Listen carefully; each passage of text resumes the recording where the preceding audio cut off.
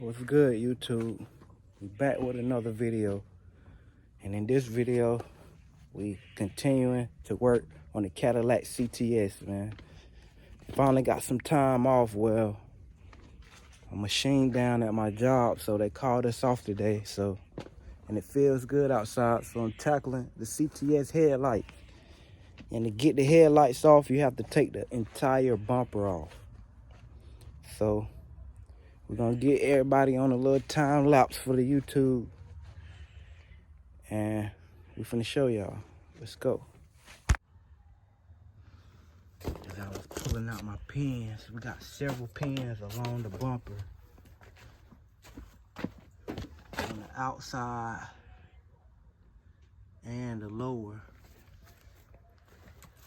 And now, as I was pulling my pins out, I found a bullet that was lodged in it. Yeah, I found it, man. Crazy. But yeah, we're finna get it tore down and see what else we can find.